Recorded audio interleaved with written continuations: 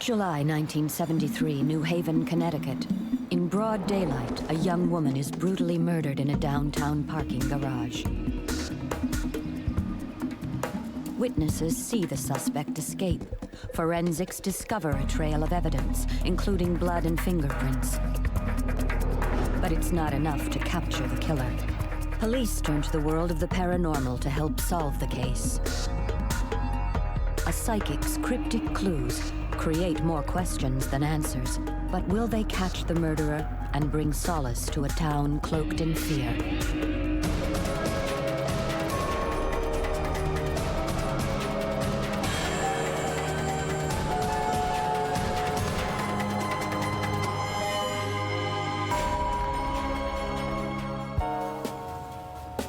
July 16th, 1973, New Haven, Connecticut.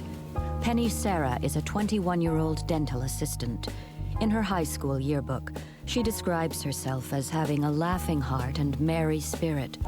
Since her mother passed away 10 years earlier, she's been a constant support to her father and young sister.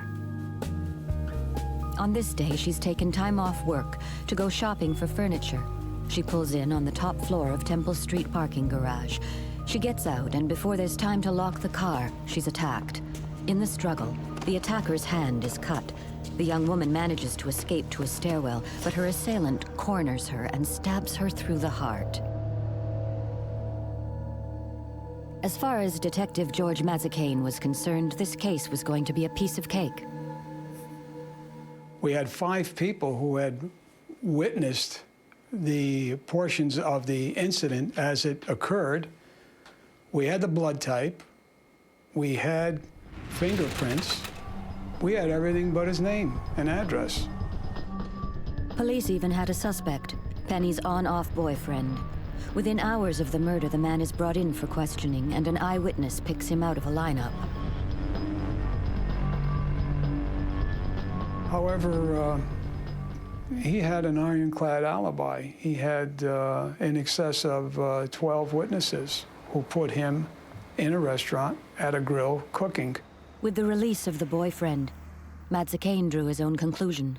It was a random assault, and that this individual probably had a criminal record. If Mazacane is right, and it was a random act of violence, then there's little hope of a quick conviction. Meanwhile, the forensics team scour Penny's car for clues. Although the technology was pretty basic back in the 70s, they uncover a wealth of evidence. There was a tissue box on the back seat, and there was a fingerprint on the tissue box. And then we found a handkerchief with the same blood on it, same type blood. Aside from the blood, there was Freon, which is used as a propellant in spray paint and auto body. And there was mechanics grease. Freon, spray paint, and grease. It doesn't take Sherlock Holmes to figure it out. This is someone who gets his hands dirty working with cars. Mazacane checks out hundreds of local mechanics, but he can't match the fingerprint. Overnight, New Haven becomes a ghost town. Women are afraid to go anywhere alone. Weeks turn into months. Live leads become dead ends. Mazacane is frustrated and getting desperate. He makes a decision that most people might consider highly unusual. He decides to bring a psychic on board. When you got to a point where an investigation becomes dead and you want to jumpstart it, you certainly would revert to a psychic. Mazacane gets in touch with Mary Pascarella Downey, a psychic and time walker. She brings a new dimension to the investigation. For most people, the notion of time is just that, a notion, a means of measuring fragments of our lives. For Mary, time is personified, and she can talk to it. When I discuss time as a time walker, time surrounds us, past, present, and future. You can't change time. You can move it around and play with it, but you can't change it. But the present past is something that's available. It's like a large library. If I'm dealing with time, it's like you pick a string up and then you begin to wind it like a ball. And the more you wind it, the larger the ball gets and the more information you compile. Time is like a moving camera. It takes pictures and retains things. And if you listen very carefully, time is like a verbal library. It gives you information. It defines things for you. Somebody asked me once what my impression was of time. And my impression of time is it's like a large ocean with lots of thought patterns that are boats floating in it. And if you really want to deal with it, you swim out to the boat, climb aboard, and gain whatever information you can get from that little boat. If I get an impression from time of a face, I'll draw a face. Mary's drawing is similar to an eyewitness description of the killer, but it's not enough to nail him. She does, however, provide some important but cryptic clues. I just knew blue was extremely important to the case because it kept repeating itself. It says blue is important, blue is important. Blue, I said, what does blue tell me? Blue, well, let's think about this. I'm talking to myself. The car was blue. The incident occurred on the 8th and 10th level. Is there any blue up there? No. What does blue tell me? Was he wearing blue clothes? Did he have blue shoes on or a blue hat? No. Okay, so we'll file that. Blue. Sure, the car was blue, and Penny's dress was blue, but it doesn't identify the killer.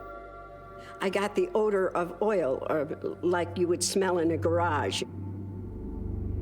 So I tied that to the person and said to myself, oh, this must be somebody that's a mechanic.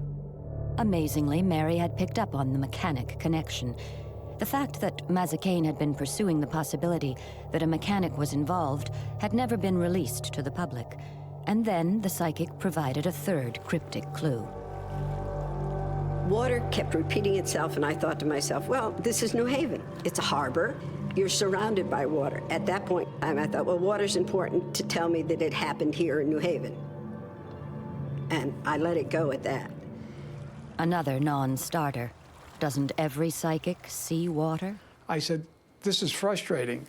She said, well, I can't tell you anything. I guess I was looking for some kind of an answer to the crime, to put me on, and she said, no, I don't do that. Mary wouldn't be able to provide the detective with the kind of answers that he was looking for, but she did have insight into the problems with the case.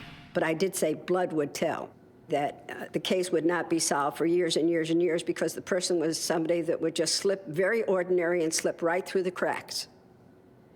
And so it would be years before, but don't give up because blood would tell. I had no idea what that sentence meant at that time. I said, do I have to wait for this guy to commit a crime? And then we go back to work? And she said, no, it's not going to be like that. She said, it's going to be a long time from now. So I said, oh, that's not very encouraging to myself, you know? No, I've got to prove her wrong or discard all her information or comments at that point. It looked like the case would never be solved, but there was one man who was determined not to let that happen.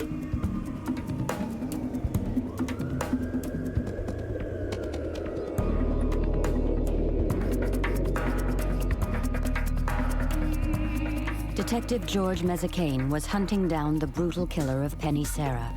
When he reached a dead end, he sought the help of professional psychic Mary Pascarella Downey. Mary insisted that the killer would eventually be caught, but the visual clues she provided were vague.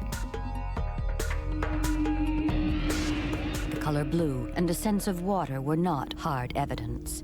Certainly not something he'd want to share with his superiors. I never committed this to writing because it would look like nonsense. And then one time I mentioned something in the detective division to someone, and the chief inspector said to me, you're not reading tea leaves anymore, are you? He said, I said, no. He said, well, when you get through with that, he says, I want you to go out and take care of something, get back to doing good old-fashioned police work. Mazacane decided to ignore the ridicule of his superior and continue working with Mary for two reasons. Firstly, conventional police work had yielded no positive results. Secondly, he was under pressure from Penny's father, John. She said, I want to get more information on Penny. I want to hold one of her objects. Did you bring anything with you? I said, no. She said, well, I need some significant part of clothing. The dress she wore that day. I said, I'll get something. So I went back after this was a brief conversation. And I was interested, but I wasn't, I didn't have anything to chew on, you know? It was like, you know, like a light beer, I guess. Everything you wanted and less, you know? I guess they'd have to characterize it that way, you know? There's a lot there, but... And I wasn't surprised. I was interested. For their second meeting, Mazacane brought Penny's father along. John Serra had campaigned to keep this case alive from day one. Every week, he placed ads in local papers in an attempt to find the killer. He did not want it put on the shelf and wait 20 years for someone to come in and confess to a crime. He wanted to know that there was somebody working on this case every day. And that was his mission, and he accomplished that. Mazacane also brought a favorite coat of Penny's. The process of psychic reading through an object is known as psychometry. When you walk into a house, you either get a good feeling or a bad feeling. When you meet somebody, you either like them or you're wary of them. That's your energy reaching out to protect you. And it's exactly the same as any viewer that's out there has had the deja vu, that's met somebody and been cautious, that's gone into a house and couldn't wait to get out. This is psychometry. That's the world of psychometry. It's energy speaking. She began to talk about Penny and what kind of a woman she was and what she thought had happened, and kind of recapped what she had told me. The only thing that we did get from that was that I knew very well that it was somebody that had never seen her before, had nothing to do with her, and that it was just a chance occurrence. Wrong place, wrong time. Mazacane's suspicions are confirmed. Right from the start, he also felt the killing was random. After the session, Mazacane and Penny's father had their own meeting. I said, what do you think after we left? I said, did you feel comfortable? Did you think she's a quack? Where did she get all this information? How did she? He says, I don't know. He said, but she's good. He said, I believe her. He said, if she can help, I'd like her involved. So I said, okay. She had suggested that she wanted to go to the crime scene and get some impressions of the person who did this. So he was all for that. He said, sure. And I thought it was a good idea. We'd come this far. Why leave that part undone? It's been over a year since Penny Serra was murdered. Conventional police work has produced nothing. Out of sheer desperation, Mazacane continues to put his faith in Mary. And this is actually where it happened? Yes, right in this area here was where she bolted from the car and ran. Can this odd couple manage to grasp some psychic evidence from the crime scene and not only capture a brutal killer, but bring some solace to a heartbroken father? What witnesses said, he chased her up this way and then she ran.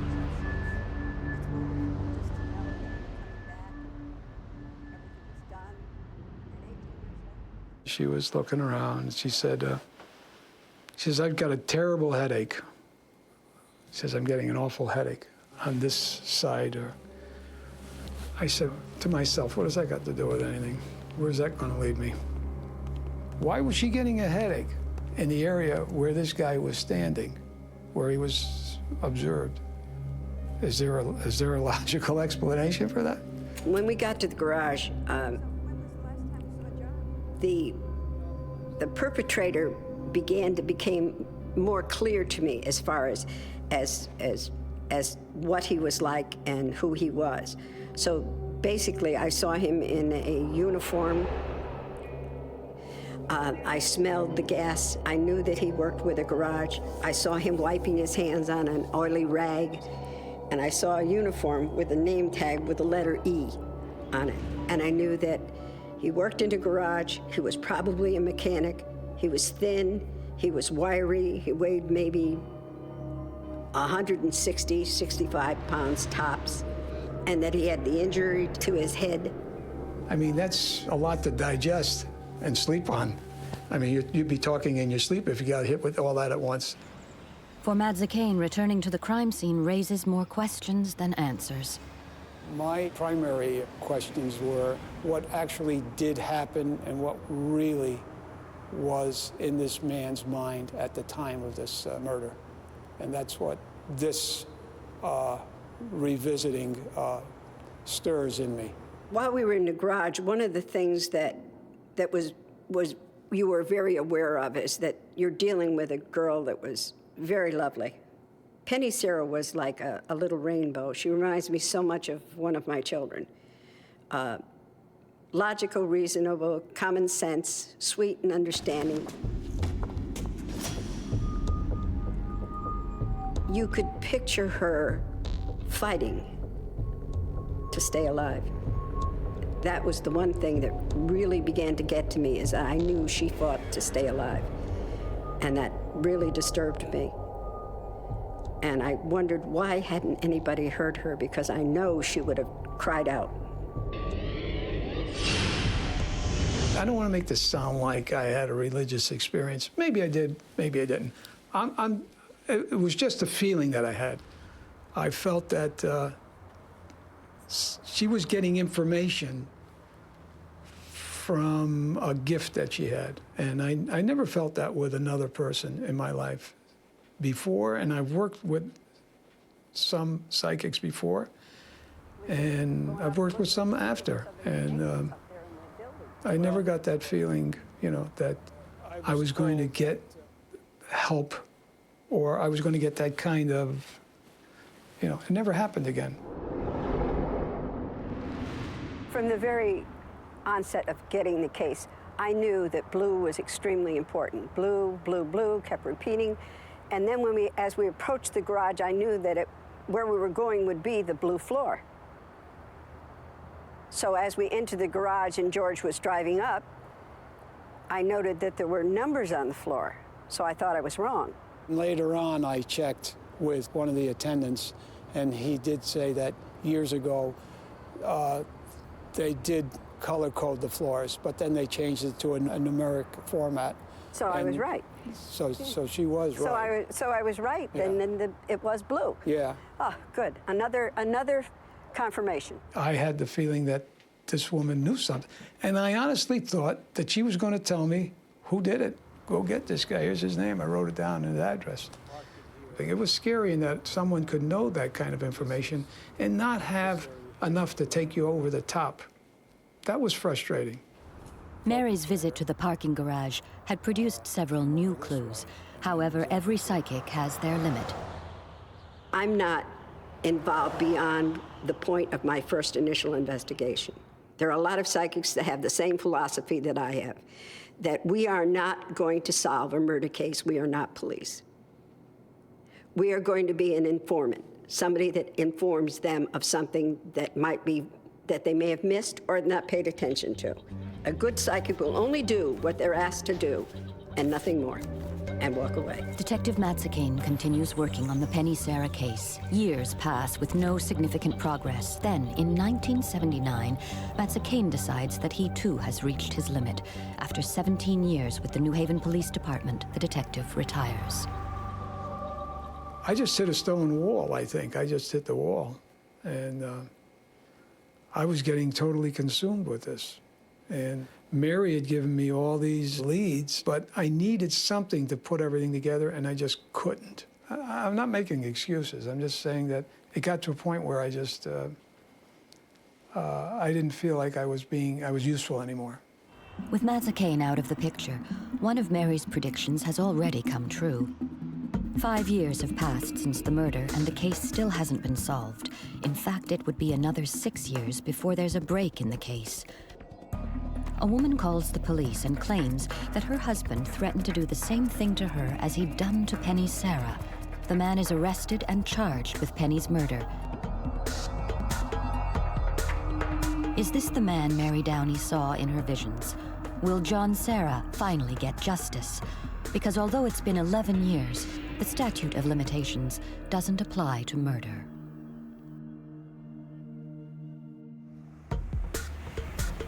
After one of the largest homicide investigations in New Haven history, a suspect is about to go on trial for the murder of Penny Serra. Before a word of evidence is heard, the retired detective who spent 5 years working the case has reached his own verdict.